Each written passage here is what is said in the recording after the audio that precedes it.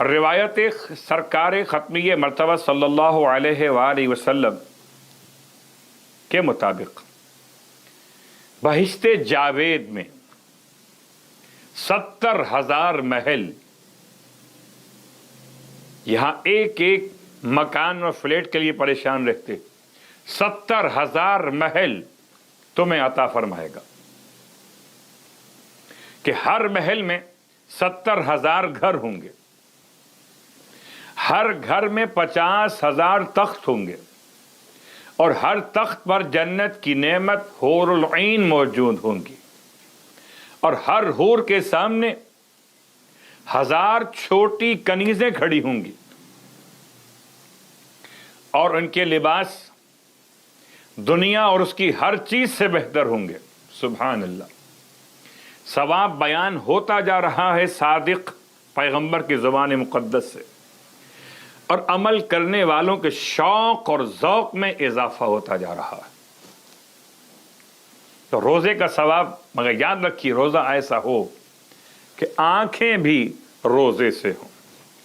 اس لیے حوروں کا تذکرہ موجود ہے کہ کہیں ذہن کسی گناہ کی طرف جانے نہ پائے، دونوں کان انسان کے گناہ سے محفوظ رہیں، انسان کی زبان گناہ سے محفوظ رہے۔ یعنی روزہ خالی شکم کا نہ ہو، روزہ انسان کی آنکھوں کا بھی ہو، زبان کا بھی ہو، کانوں کا بھی ہو، تو تب جا کر کامل روزہ تو کامل ثواب۔ اب روزے میں دن میں جو پڑھی جانے والی دعا ہے اس کے الفاظ پہ غور کرتے، پھر یاد دلا دوں آپ کی خدمت میں کہ دعائیں 3 طرح سے نقل ہوئیں ہر دن کے اعتبار سے۔ ہماری اور آپ کی تو پہچان ہے کہ ہم مختصر دعا پر اکتفا کرتے ہیں۔ نماز میں سورہ کوثر پڑھ لیں تو بڑی بات ہے، سورہ انا انزلنا بڑی سورہ ہے، عجیب بات ہے۔ دسترخوان بڑا چاہتے ہیں، عبادت چھوٹی چاہتے ہیں۔ وقت سحر ہو تو دعا مختصر چاہتے ہیں۔ پچھلے سالوں میں اسی بارگاہ سے بیان کر چکا ہوں کہ دعائے سحر 3 طریقوں سے بیان ہوئی، ایک مختصر، ایک درمیانی اعتبار سے یعنی زیادہ بڑی دعا چھوٹی کے مقابلے میں، ایک بڑی دعا۔ اسی انداز سے ہر دن کی دعاؤں میں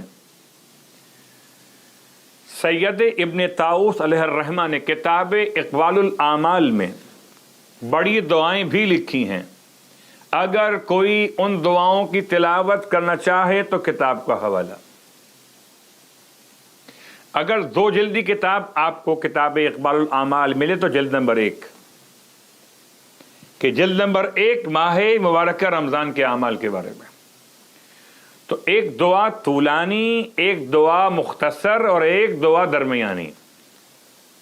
جیسے جیسے دسترخوان نعمت سے آپ استفادہ کرنا چاہیں۔ کچھ کو چھوٹی دعا میں مزہ نہیں آتا، کچھ کو بڑی دعا میں دل نہیں لگتا، تو خیر کتاب بلد الامین کے اعتبار سے، شیخ عباس قمی کی کتاب مفاتیح الجنان کے اعتبار سے، یا فیض العلام کتاب کے اعتبار سے یہ دعائیں آپ کی خدمت میں بیان ہوتی رہی ہیں اور آج بھی ہوں گی۔ تو آج کل کے روزے کے دن کی دعا تو کل دن کے وقت میں کسی بھی وقت آپ پڑھ سکتے ہیں۔ اللہم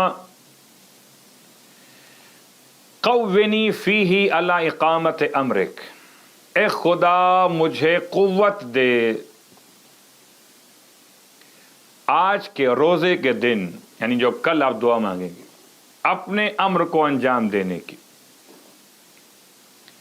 وَأَذِقْنِي فِيهِ حَلَاوَةَ ذِكْرِكَ، اور پروردگار اس دن مجھے اپنے ذکر کی شیرینی چکھا دے۔ اذقنی حلاوہ، جب بات حلاوہ پر آئی تو مجھے حلوہ یاد آ گیا۔ حلوہ کیا ہے پوری بحث ہو سکتی ہے۔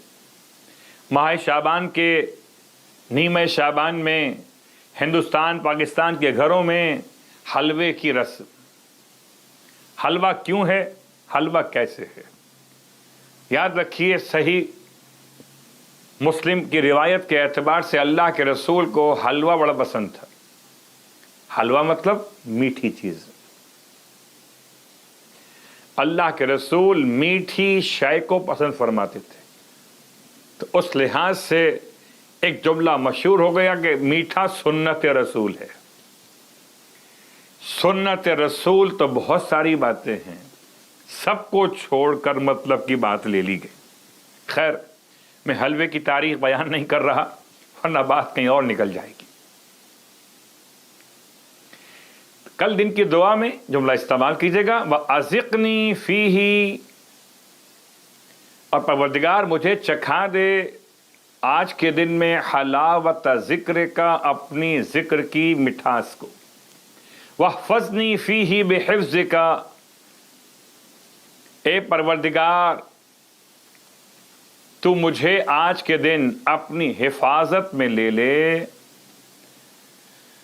اور اپنی پردہ پوشی کے ذریعے مجھے محفوظ فرما دے.